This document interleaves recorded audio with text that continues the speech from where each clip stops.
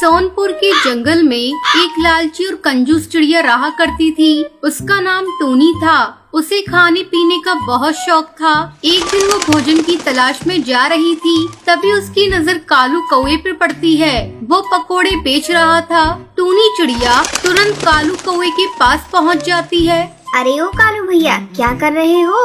तुम्हें दिख नहीं रहा? मैं पकोड़े तल रहा हूँ। गुस्सा क्यों करते हो कालू भैया? वो तो मुझे भी दिख रहा है कि तुम पकोड़े तल रहे हो। मैंने तो ऐसे ही पूछ लिया था। कालू भैया, एक प्लेट मुझे पकोड़े देना, मुझे बहुत जोरों की भूख लगी है। मैं भोजन की तलाश में जा रही थी, लेकिन तुम्हें जब पकोड़े तलते हुए देखा तो मैं अपने आप को रोक नहीं पाई। सोचा आज पकोड़े खाकर अपनी भूख मिटा लूं।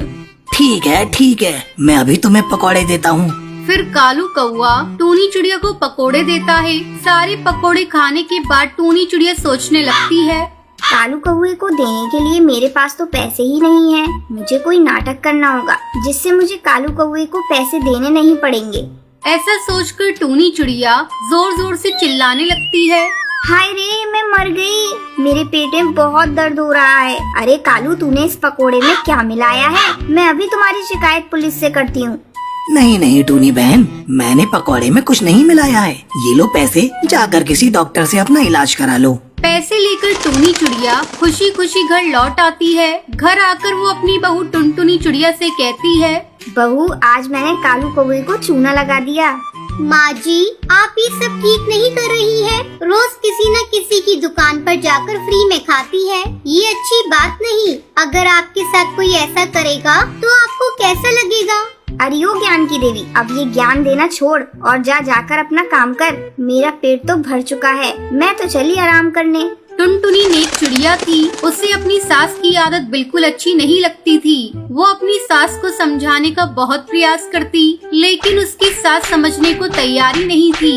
एक दिन की बात है, टूनी चिड़िया की सहेली हरी तोती उसके घर आती है और उससे कहती है, टूनी, ये ले फल और मिठाइयाँ। मेरे बेटे ने एक विदेशी चिड़िया से शादी कर ली है और कभी मौका मिलेगा तो मेरी बहू से मिलने जरूर आना। अब मैं चलती हूँ, मेरे घर पर बहुत सारे काम पड़े हैं। इतना कहकर हरी तोती वहाँ से चली जाती है। हरी तोती के जाने के बाद टूनी चिड़िया फल और मिठाइयों को खाने लगती है। थोड़ी ही देर में वो सारे फल और मिठाइयों को खा लेती है।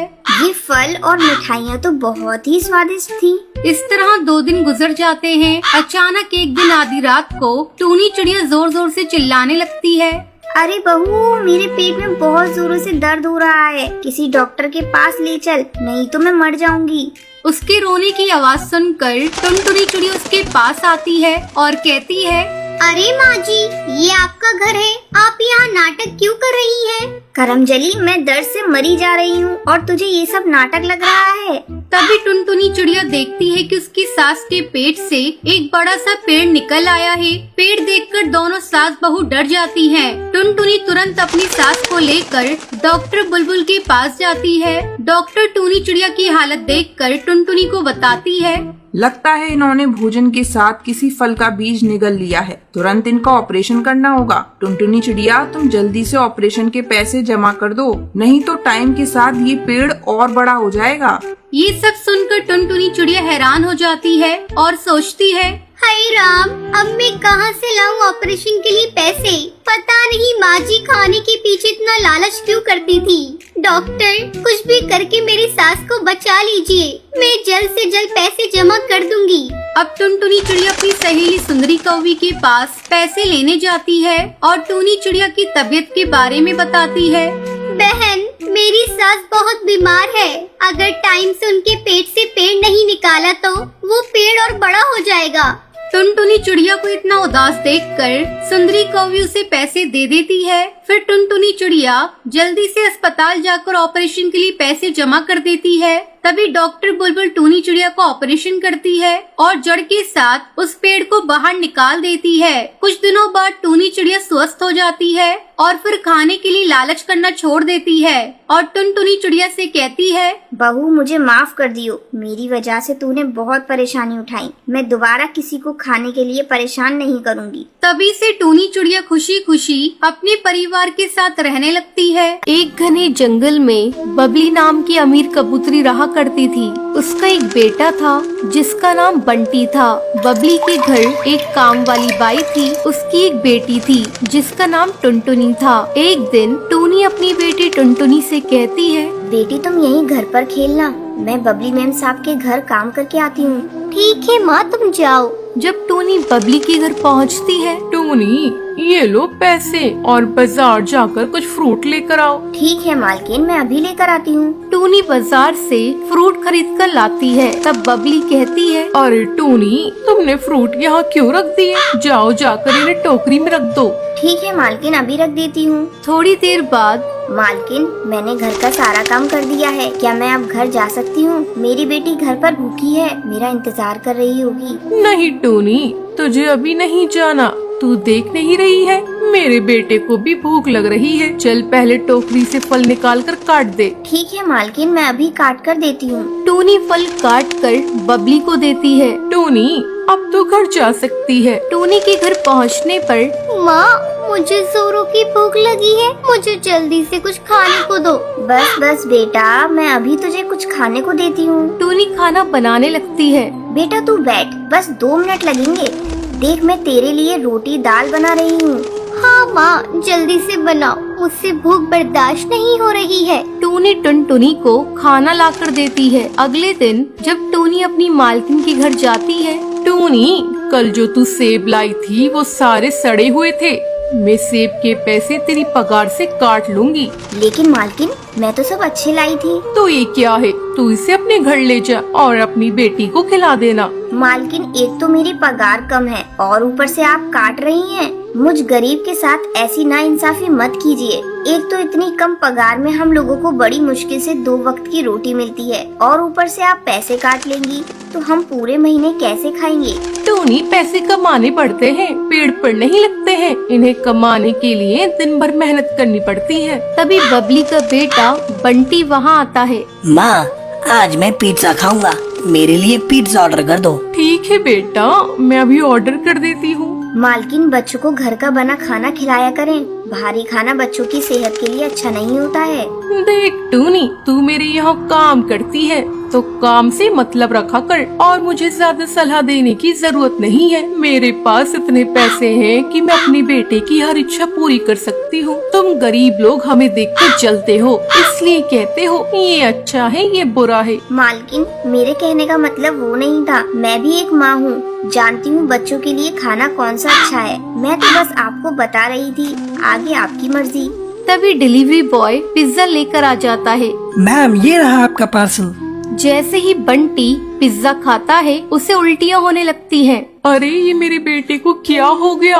ये इतनी उल्टियाँ क्यों कर रहा है? मालकिन आप घबराइए मत, मैं अभी नींबू पानी लेकर आती हूँ। बंटी बेटा अभी ठीक हो जाएगा और आगे से बंटी बेटे को बाहर का खाना मत दीजिएगा। तू ठीक कहती है टूनी, मैं कान पकड़ती हूँ। आगे से इसे बाजार का कुछ भी नहीं खाने दूंगी, हमेशा इसे घर का बना खाना दूंगी। ये सुनकर टूनी खुश हो जाती है और अपने काम पर लग जाती है। ऐसे ही समय पंख लगाकर उड़ने लगता है। टूनी की बेटी टुनटुनी बड़ी हो जाती है। एक दिन वो पानी पीने के लिए नदी किनारे जाती है, जहाँ उसकी मुलाकात जंगल के सबसे अमीर पक्षी कड़कनाथ सेठ के बेटे से होती है। वाह कितनी प्यारी चिड़िया है, काश मेरी शादी इससे हो जाए। कालू टुनटुनी के पास जाता है और उससे बात करता है। हेलो, मेरा नाम कालू है और मैं वो कड़कनाथ ज्वेलर्स का नाम सुना है ना, वही तो जंगल के सबसे बड़े हीरा व्यापारी है ना, मैं उन्हीं का बेटा हूँ। ओके, तो बताइए मैं आपकी कैसे मदद कर सकती हूँ? मुझे तुम बहुत अच्छी लगी हो। अगर तुम्हारी शादी किसी से तय न हुई हो और तुम किसी को पसंद ना करती हो तो मैं तुमसे शादी करना चाहता हूँ। टुनटुनी को कालू का बेबाक अंदाज पसंद आ जाता है। तुम भी बहुत हैंडसम हो और ठीक है, मैं भी तुमसे शादी करने के लिए तैयार हूँ। और इसी तरह दोनों की मुलाकातें दिन पर दिन बढ़ती चली जाती हैं और एक दिन देखो कालू, मैं एक गरीब माँ की बेटी हूँ और मेरी माँ एक नौकरानी है। टुनटुनी की बातें सुनकर एक मिनट तो कालू चुप हो जाता है। सुनो, मैं कल मम्मी पापा को लेकर आऊँगा, तुम तैयार रहना। अगले दिन कालू अपने पिता और माँ को लेकर टुनटुनी के गरीब खाने पहुँचता है और साथ में बहुत सारे फल और मिठाइयाँ भी लेकर जाता है। कहाँ है तुम्हारी टुनटुनी बेटी? कालू बेटे से बड़ी तारीफ सुनी है। टूनी टुनटुनी को आवाज देती है। टुनटुनी की मासूमियत देखकर कालू के पिता और माँ हमें लड़की पसंद आई। जो लड़की इतनी ईमानदार हो वो कितनी अच्छी होगी। ये रिश्ता पक्का समझो। और ये लो नए घोंसले की चाबी, अब आप लोग वहीं रहेंगे। और फिर टूनी और टुनटुनी खुशी खुशी अपनी बाकी जिंदगी गुजारते हैं।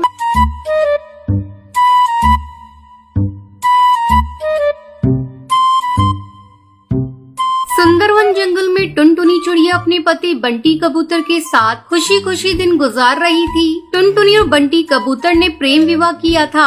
टुनटुनी की सास टूनी चिड़िया अपने गांव में रहती थी। एक दिन वो बिना खबर किए टुनटुनी के घर आ जाती है। अपनी सास को देखकर टुनटुनी कहती है, अरे माँ जी, आप कौन है? बहू, तूने मुझे पहचाना नहीं? मैं तेरी सास हूँ। आप तो बिना खबर के यहाँ आ गई। बहू, ये तुम कैसी बातें कर रही हो? अपने बेटे के घर आने के लिए मुझे खबर देनी होगी। लगता है मेरे आने से तू खुश नहीं है। अरे नहीं माँ जी, आपके आने से तो मैं बहुत खुश हूँ। बहू, अब तू खुश रहे या नाराज, मैं तो कुछ दिन तक यहीं रहूंगी और मैं गांव तभी वापस जाऊंगी जब तू माँ बन जाएगी। अब जल्दी से तू मुझे पोते का सुख दे दे। अरे माँ जी, आप तो अभी अभी आई हैं और अभी से पोते की रट लगाने लगी। अभी आप आराम कीजिए, मैं आपके लिए चाय बना कर लाती हूँ। इतना कहकर टुनटुनी चिड़िया चाय बनाने के लिए चली जाती है। चाय बनाते समय टुनटुनी चिड़िया सोच रही थी कि कैसे वो उस मुसीबत से छुटकारा पाएगी। तभी उसका पति बंटी कबूतर वहाँ आ जाता है। सुनो जी, अपनी माँ को गांव वापस भेज दो। अगर माँ जी कुछ दिनों के लिए यहाँ रुक गई तो मेरा जीना हराम कर देंगी। तुम्हें पता है, जब से आई है तब से पोते की रट लगा रही है। तो इसमें बुराई क्या है? अपनी शादी को हुए कई महीने गुजर गए हैं, आखिर तुम्हें माँ बनने में क्या हर्ज है? तुम कान खोलकर सुन लो जी, मैं अभी माँ बनकर अपना फिगर खराब करना नहीं चाहती। तो तुम भी कान खोलकर सुन लो। अगर तुम माँ नहीं बनोगी तो मैं तुम्हें छोड़कर दूसरी शादी कर लूंगा। मेरी माँ ही नहीं, अब मैं भी चाहता हूँ कि मेरा बच्चा हो। अपने पति का गुस्सा देखकर टुनटुनी उससे कुछ नहीं कहती और अपने कमरे में चुपचाप चली जाती है। तभी टुनटुनी की सहेली मीठी तोती का फोन आता है। टुनटुनी उदास मन से उससे बातें करने लगती है। अरे टुनटुनी, आज तेरी आवाज को क्या हुआ? लग रहा है तू रो रही है। क्या बात है, तू मुझे बता, शायद मैं तेरी कोई मदद कर सकूं। क्या बताऊं मीठी, मेरी सास आई है, उसने मेरा जीना हराम कर रखा है। उन्हें पोता चाहिए और मैं अभी माँ बनना नहीं चाहती। मैं क्या करूं, कुछ समझ में नहीं आ रहा है। बस इतनी सी बात, तू झूठ मूठ की प्रेग्नेंट हो जा। कुछ दिनों बाद मैं तुझे एक अंडा ला कर दूंगी और तू अपनी सास को बता देना कि ये अंडा तूने दिया है। कुछ दिनों में उस अंडे से बच्चा बाहर आ जाएगा। इस तरह तू माँ भी बन जाएगी और तेरा फिगर भी खराब नहीं होगा। चल अब फोन रख। टुनटुनी फोन रख देती है और खुशी खुशी अपने कामों में जुट जाती है। इस तरह कुछ दिन गुजर जाते हैं। एक दिन टुनटुनी अपने पति बंटी कबूतर से कहती है, लगता है भगवान ने आपकी सुन ली, मैं प्रेग्नेंट हो गई। ये सुनकर बंटी कबूतर और उसकी सास दोनों खुश हो जाते हैं। एक सप्ताह बाद मीठी तोती टुनटुनी को एक अंडा ला कर देती है। टुनटुनी झट से उस अंडे को छुपा लेती है। फिर मीठी तोती वहाँ से चली जाती है। कुछ देर बाद टुनटुनी चिल्लाकर कहती है,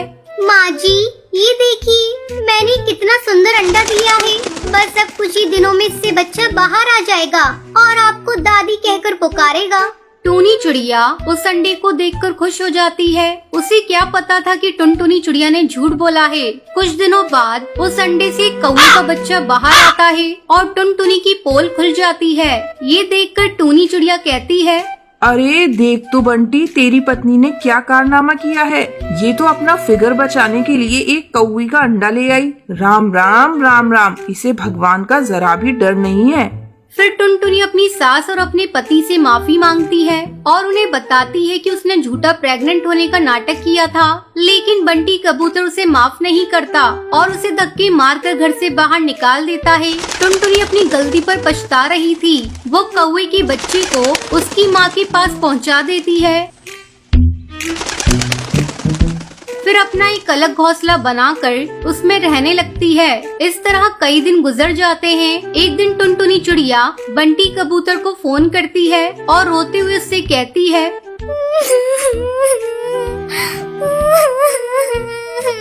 बंटी जी, मैं आपसे बहुत प्यार करती हूँ। मैं वादा करती हूँ आपसे, अब मैं कभी भी ऐसी गलती दोबारा नहीं करूँगी। ये सब सुनकर बंटी कबूतर टुनटुनी चिड़िया को माफ कर देता है। फिर टुनटुनी चिड़िया खुशी खुशी अपने पति के साथ रहने लगती है।